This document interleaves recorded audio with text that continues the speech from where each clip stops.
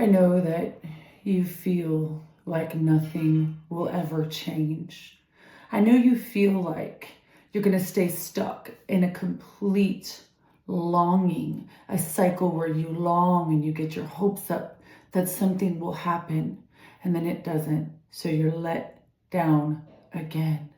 But I came here to tell you, to encourage you, that in the midst of this feeling like you're taunted and tormented by unmet, unfulfilled desires that should be fulfilled, you will survive this.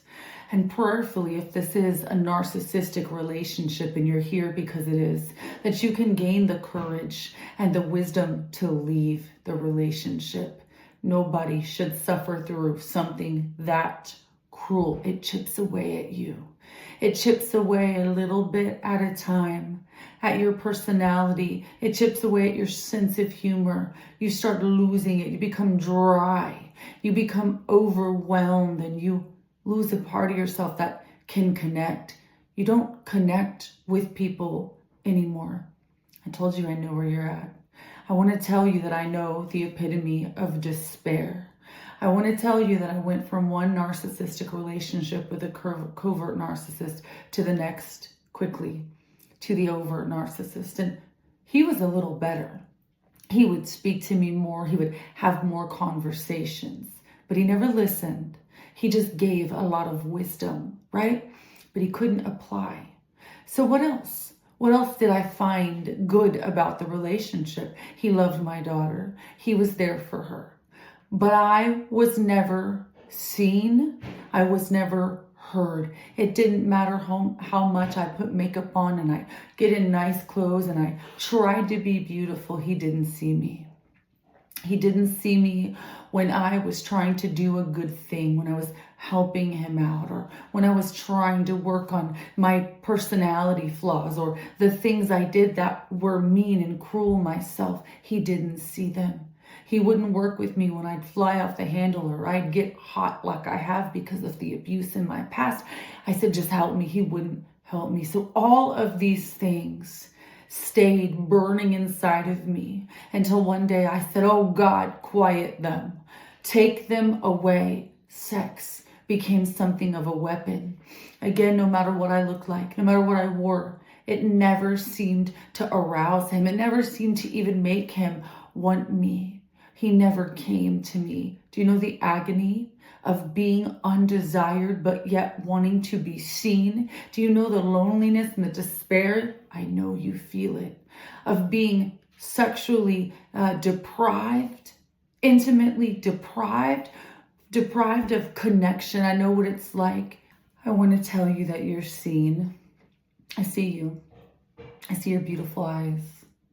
I see the smile behind those eyes, but I see the pain. I see the pain. I see the resentment that you don't want.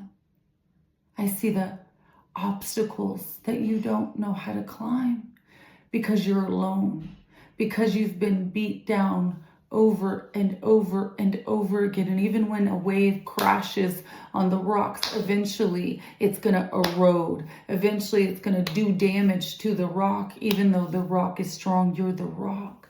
But the water, the waves, the wind has crashed down on you and now you feel eroded. Get back on your feet. If you can't get on your feet, just get on your knees and breathe with me. And say, I can do it one more time. Just smile one more time. Just read a book one more time. Just choose to watch a self-help video one more time. Just choose to pray one more time. Just do it. The Nike, right? Nike, just do it. It works. I'm telling you, on my honeymoon, well, the week of my honeymoon, of us just getting married, we decided we wanted to go get tattoos of the other person's name on our wrist. How crazy, right? We couldn't get the rings because they would wear, and the guy said no, but the wrist would work. So as we're getting it done, Matt went first. His name was Matthew, and I watched, and he was off and on a little groggy because he would overtake medication. He would do drugs. He had a substance abuse problem. And so the tattoo kept him awake because it hurt, right? But when it was time for me to get mine, he's sitting across from me and I'm excited. We're supposed to be doing this thing, putting his name on my wrist together. He's nodding off. I keep saying, Matt, wake up. Matt, wake up. And after time and time again of being disappointed, because this was not the first, I remember this ache that was so deep I couldn't breathe. I had longed for this. I had longed for us to get our matching tattoos so that we could remember the day we were married. We even put the day. That's how much I was committed and I was in love in that. So I thought, but he slept. So I did it alone. I was so heartbroken. There's nothing I could do to change it. I would beg him time and time again, please don't take too much medication. Please don't take so many benzos. Please don't take so much Suboxone. Please stay awake. I have recordings of him nodding out and passing out, being drunk. And I don't say this to harm anybody's reputation. I say this because it's my story. And I say it because it's true. And I'm telling it to you to help you, to let you know that I was a girl full of passion and compassion and life and zeal, and it was snuffed out of me. Over 15 years with a covert narcissist, and I'll talk more about that in 3 years of a very loud, blunt narcissist. It wore me down. It beat me down. It sucked everything out of me until I felt I was just existing. I was just in autopilot. I was existing because the years of wanting and being let down. Hope deferred makes the heart sick. My hope was so deferred. It wasn't just sick. My heart was almost dead. I needed a heart transplant. So I'm going to tell the rest of the story, but another time. Here I am.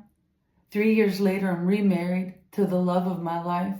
I'm playful, I'm joyful, I have my daughter, we joke all day. Anyone that knows me knows that my laughter's back, that quirkiness, that spunk about me, but I did the work.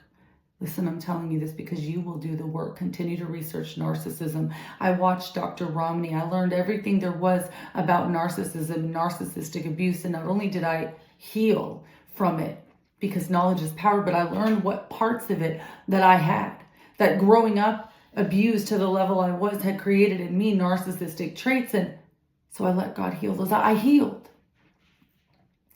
and I grew and then I got free.